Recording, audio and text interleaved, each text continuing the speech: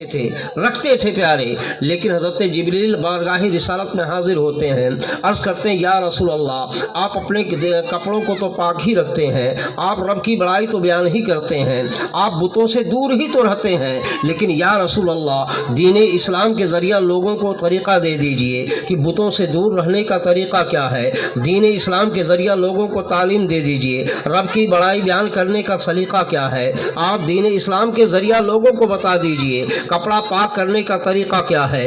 اگر یہ طریقہ اٹھا کر کے انسان یاد کر لے خدا کی قسم کبھی دھوکہ نہ کھائے گا، اس لیے کہ دین اصول ہم کو سبق دیتا ہے کپڑا پاک کرنے کا طریقہ کیا ہے اور بدن پاک کرنے کا طریقہ کیا ہے۔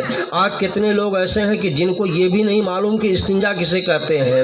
کسی موقع پہ میں نے سنا ہے ایک تقریر میں کہ کوئی عالم صاحب نکاح پڑھانے کے لیے گئے اور وہ جب پہنچے نکاح پڑھانے کے لیے دولہا بیٹھا کلمہ پڑھایا، کلمہ پڑھانے کے بعد کلمہ پڑھانے سے پیشتر سلام دعا ہوا، پوچھا کہ اچھا بتائیے تمہارا جامہ پاک ہے یا نہیں ہے، تم استنجا پاک و صاف رکھے ہو یا نہیں رکھے ہو۔ کہا حضرت اگر پہلے بتائے ہوتے تو میں لے کر کے آیا ہوتا، وہ تو صندوقیہ میں رکھ کر کے چلا آیا ہوں۔ تو کہنے کا مطلب یہ کہ آج کا مسلمان یہ بھی نہیں سمجھتا ہے کہ استنجا کیا چیز ہے، یعنی پاکی و ناپاکی کیا چیز ہے، جبکہ پیارے استنجا کہتے ہیں کہ پیشاب کرنے کے بعد دھلنے کو، یعنی اس سے پاکی حاصل کرنے کو، اسی کا نام استنجا ہے۔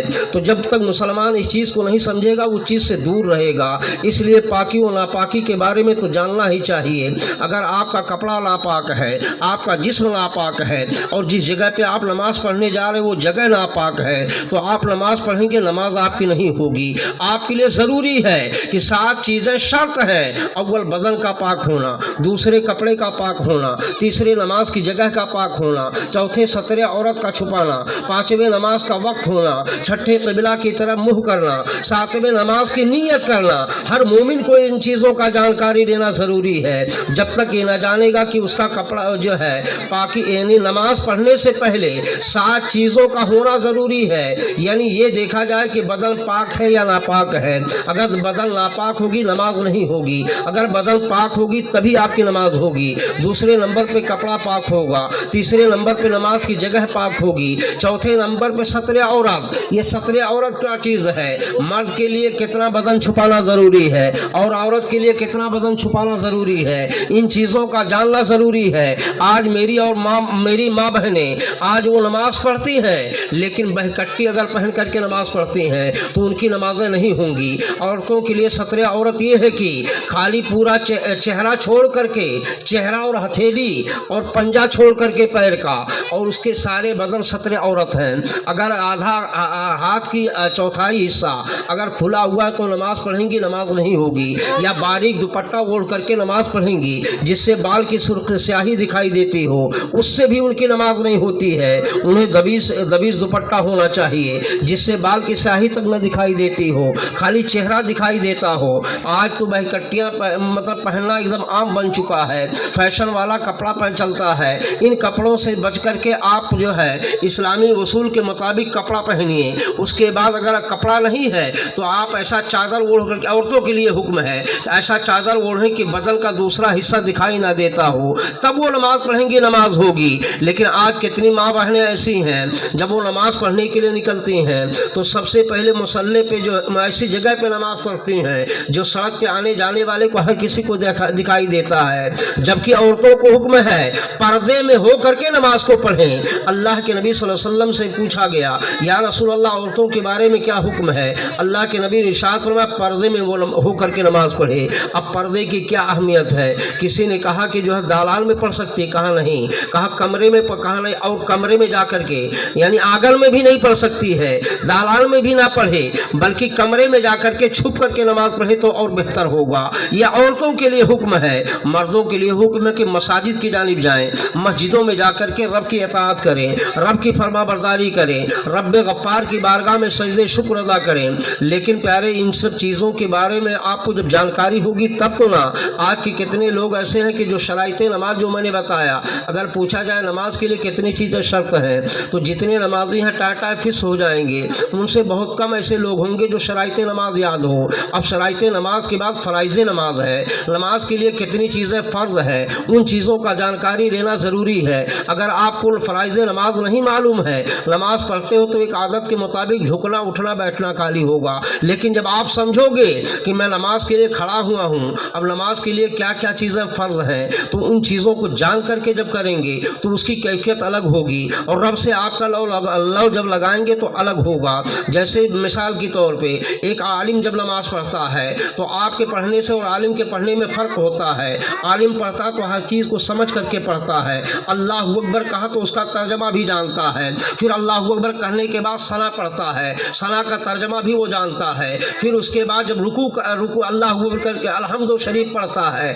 अलहम्दु शरीफ का तर्जमा भी जानता है, अल्हम्दुलिल्लाह रब्बिल आलमीन का माना क्या होता है, सारे जहां का पालने वाला, फिर अर्रहमानिर रहीम का माना क्या होता है। तो हर मुसलमान इन चीज़ों की अगर जानकारी लेना चाहे तब उसको नमाज में कैफियत मिलेगी, उसमें नमाज पढ़ने का इंटरेस्ट मिलेगा कि मैं किसकी बारगाह में नमाज पढ़ रहा हूँ और किस अंदाज में हमको पढ़ना चाहिए। अब अलहम्दु पढ़ने के बाद सूरत मिलाता है, सूरत मिलाने के बाद अल्लाह अकबर करके रुकू में जाता है, जब तस्बीह पढ़ता सुबहान रब्बियल अज़ीम। आज कितने जाहिल ऐसे हैं जिनको अज़ीम यानी ज़ो सही से अदा नहीं होता है। अब अगर ज़ो की जगह पे अजीम कहेंगे, जीम से कहेंगे, फिर भी नमाज सही नहीं होती है। नमाज तो रुकू करना फ़र्ज़ है, तस्बीह पढ़ना सुन्नत है।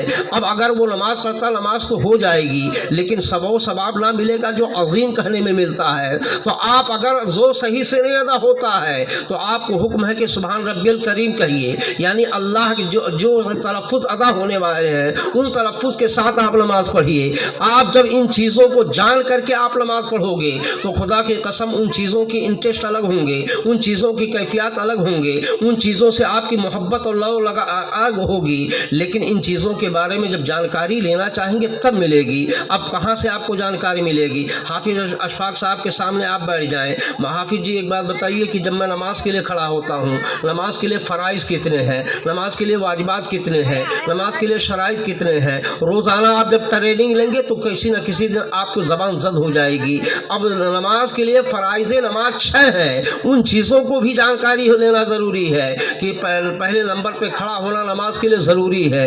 अगर आप क़याम नहीं करोगे, आप सोचो कि फ़र्ज़ नमाज है बैठ करके पढ़ लूँ, नमाज नहीं होगी। नफिल के लिए इख्तियार रखा ली कि नफिल की नमाज के लिए आप चाहे बैठ के पढ़ो या खड़े होकर के पढ़ो, लेकिन फ़र्ज़ के लिए सुन्नत के लिए आपको खड़ा होना क़याम होना ज़रूरी है। अगर क़याम नहीं पाया गया तो आप बैठ करके नमाज़ पढ़ते हो तो आपकी नमाज नहीं होगी। क़याम यानी खड़ा होना ज़रूरी है। अब जब खड़े हो गए, अब खड़े होने के बाद जब लोग कहते हैं अल्लाहु अकबर तो बाज़ लोग सर को झुका लेते हैं और हाथ ऐसे करके उठाते हैं अल्लाहु अकबर। ये हाथ ऐसे नहीं, हाथ क़िबला की तरफ होनी चाहिए, हाथ पंजा क़िबला की तरफ, कान लव तक जाए और ऐसे ना हाथ करें, बिल्कुल ऐसा सीधा।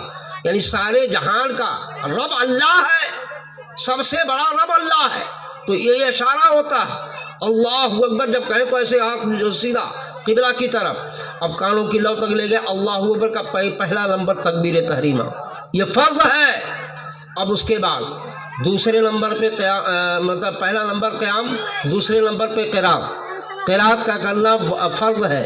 अब कितनी मिक़दार में अलहम्दु का शुरू में पढ़ना वाजिब है और कुछ 3 आयत का पढ़ना ये वाजिब है। अब ये कहीं से भी कुरान फतेह सर यानी कुरान जहाँ से आपको याद हो वहाँ से आप पढ़ सकते हैं। सही है कि तरतीब से पढ़िए, उल्टा ना पढ़िए। तरतीब से मतलब जैसे अम्मा पारा जो बच्चों को पढ़ाया जा रहा है वो तरतीब के ख़िलाफ़ है। बच्चों को पढ़ने के लिए आसानी के लिए लिखा गया है। तरतीब ये कि जैसे कुरान शरीफ में लिखा गया है उसी अंदाज में पहले इन्ना आतैना आपने पढ़ा, तो इन्ना आतैना के बाद कुल हुवल काफ़िरून बड़ी सूरत है, उसको आप नहीं पढ़ सकते हैं। आप 2 सूरतें छोड़ करके कुल हुवल्लाहु अहद पढ़िए, तब आपकी नमाज सही होगी। या पहले रकात में आपने आयतल लज़ी पढ़ा, अब इन्ना आतैना छोड़ करके कुल हुवल काफ़िरून पढ़ेंगे, फिर भी आपकी नमाज में कमी आएगी। इसलिए कि शरीयत का हुक्म ये कि आप जब किसी आलम दोबारा मान लीजिए आयतुल आपने पढ़ा तो इन्ना तैना छोड़ करके कुल या काफिरून नहीं पढ़ सकते, बल्कि छोड़ना है तो 2 सूरत छोड़ करके तीसरी सूरत को पढ़िए, इसलिए कि इन्ना तैना छोटी सूरत है। या एक सूरत अगर छोड़ना है तो बड़ी सूरत हो जिसके मिकदार में 2-3 सूरतें आ जाती हों, तब आपकी नमाज सही होगी। तो ये सब चीज़ें आपको जानकारी लेनी चाहिए कि नमाज के फ़राइज़ कितने, नमाज के कितने वाजिबात हैं। लिहाजा मैं इसको उठाऊंगा तो वक्त काफ़ी होगा।